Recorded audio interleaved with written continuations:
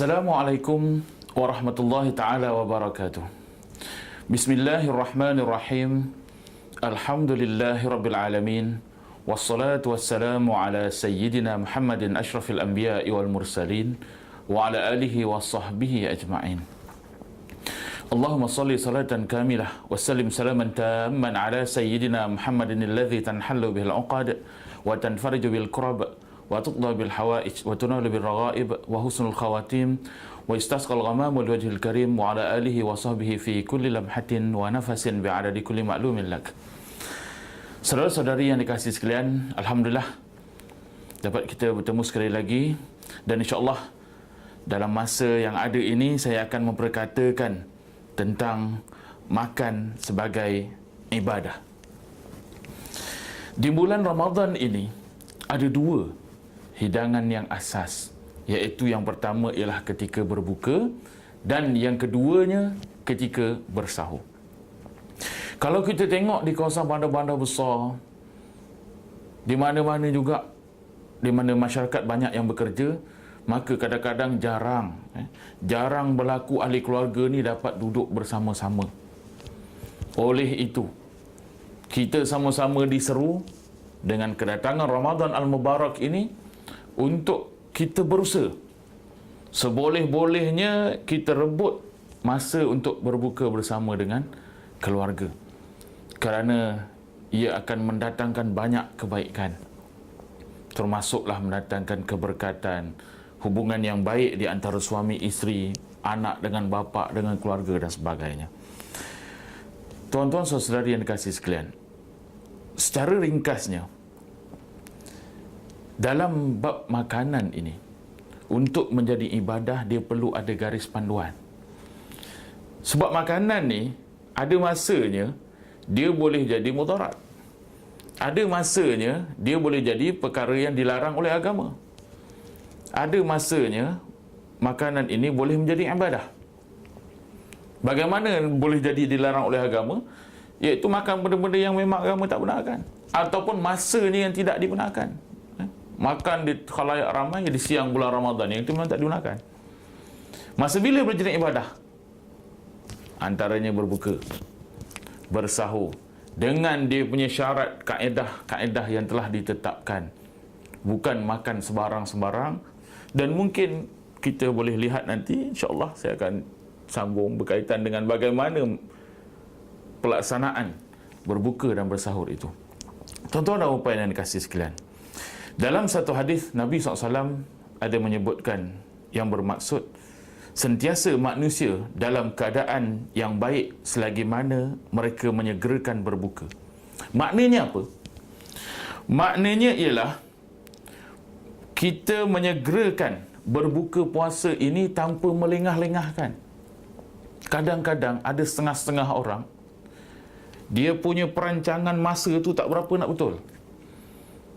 Jadi sampai dekat tempat berbuka, katalah dia buat berbuka di luar pada rumah, sampai dekat tempat berbuka tu mungkin dah 10 minit, 15 minit selepas masuk waktu berbuka. Yang ini perlu dilihat. Saya sendiri pernah mencadangkan kepada muazzin ataupun Bilal di masjid-masjid di surau-surau, saya pernah mencadangkan supaya Bilal ataupun muazzin ini minum sedikit dulu sebelum azan. Supaya apa? Supaya dia mendapat kelebihan awalnya berbuka itu.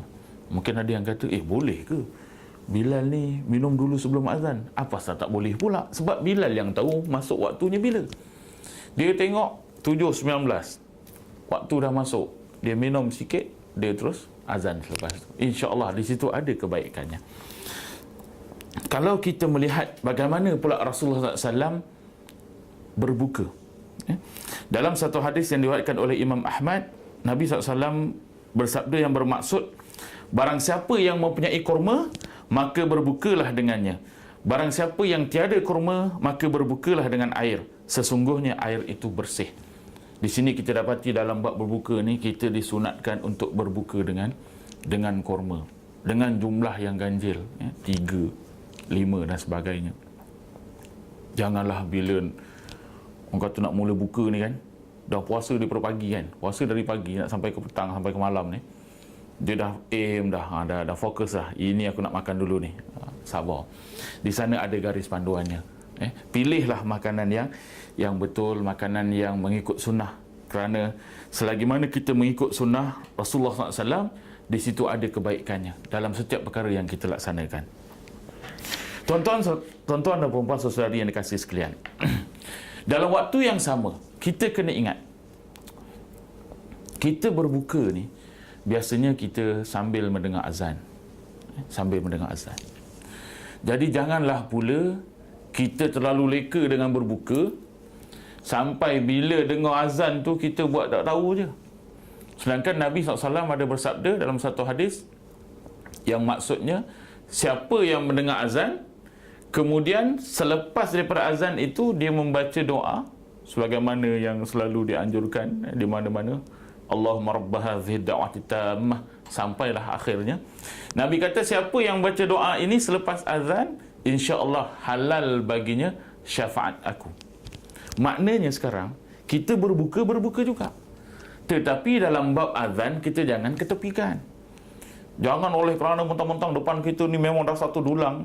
Kalau di Johor ni nasi ambeng yang paling terkenal. Wah, kita pun syok makan. Azan dah habis pun kita macam terus saja makan, tak boleh. Jadi sebab itu adab-adab itu perlu dipelihara. Ada juga pakar-pakar bab makanan mencadangkan supaya dalam berbuka ini kita kena ambil kurma dan kita kena ambil sedikit minuman sebelum kita makan makanan-makanan yang lain, kerana itu lebih baik bagi perut kita. Tuan-tuan saudari yang dikasihi sekalian, adab-adab berbuka ni, pertama sekali hendaklah kita baca doa dulu. Jangan oleh kerana makanan dah terhidang kat depan, doa pun dah tak ingat dah. Walaupun memang adalah, kalau kita dah terlupa tu kat tengah-tengah, kita boleh nak baca Bismillahirrahmanirrahim dan sebagainya. Tapi yang lebih baik ialah sebelum berbuka itu hendaklah kita baca doa dulu. Kemudian ambil kurma, ambil sedikit air, lepas tu ambil lah juadah ringan, kita terus mendirikan solat maghrib. Kemudian kita sambung. Kalau yang nak sambung, kadang-kadang ada setengah orang kita ni dia tak boleh makan selepas maghrib, nanti lepas tarawih baru makan, itu terpulang. Tapi yang pentingnya janganlah kita makan tu sambil tak boleh nak bangun untuk mendirikan solat maghrib dan sebagainya.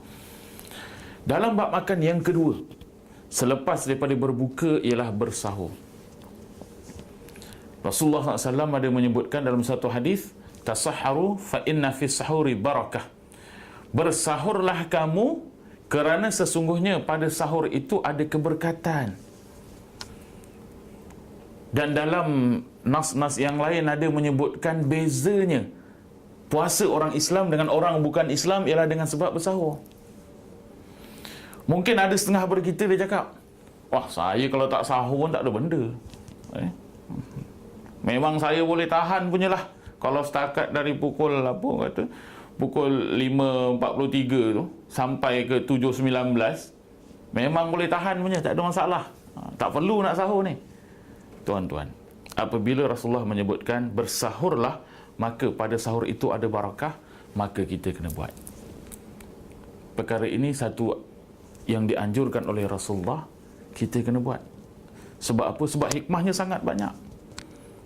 Antaranya hikmah bersahur ialah, pertama sekali, ikut sunnah Rasulullah. Bila ikut sunnah, ada pahala mengikut sunnah. Yang kedua, yang saya dah sebutkan tadi, membezakan antara puasa orang Islam dengan orang yang bukan Islam. Kita tengok kadang-kadang ada sebahagian orang Islam sendiri, dia ada segolongan ni dia tak suka sahur. Dia suka malam tu pukul 12. Pukul 12 tu dia makan banyak-banyak, pagi tak sahur. Ada setengah orang mengatakan tabiat ini bukan digelar sebagai sahur. Makan lewat malam ni bukan sebagai sahur, tetapi dipanggil apa? Bahasa Inggeris tu late supper ke apa. Maknanya makan lewat tengah malam. Jadi kita sebagai orang Islam, kita kena ikut sunnah Rasulullah SAW, maka digalakkan kita untuk bersahur. Dan sahur itu hendaklah dilewatkan. Maknanya ambillah, orang kata sebelum waktu imsak itu, waktu itulah kita bersahur. Jangan bersahur dalam pukul 2, pukul 3, tak. Kita ambil lah pukul 5 ke. Kalau orang jenis makan banyak tu mungkin dia ambil awal lagi sebelum pukul 5. Kerana apa? Kerana setiap tuntutan yang dianjurkan oleh Rasulullah SAW, tidak kiralah sama ada dalam sahur, dalam berbuka dan sebagainya, di sana ada hikmah-hikmah dan juga rahsia-rahsia yang tersembunyi.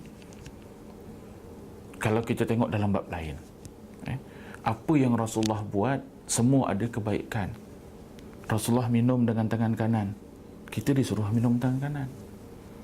Rasulullah kata minum duduk, kita disuruh minum duduk. Walaupun nampak orang minum tangan kanan dengan tangan kiri sama je, masuk. Tetapi ada ketertiban di situ. Ada hikmah, ada keelokan dari segi agamanya. Tuan-tuan dan puan dikasih sekalian, sebagai kesimpulan, kalau kita makan biasa, kita disebut sebagai makan.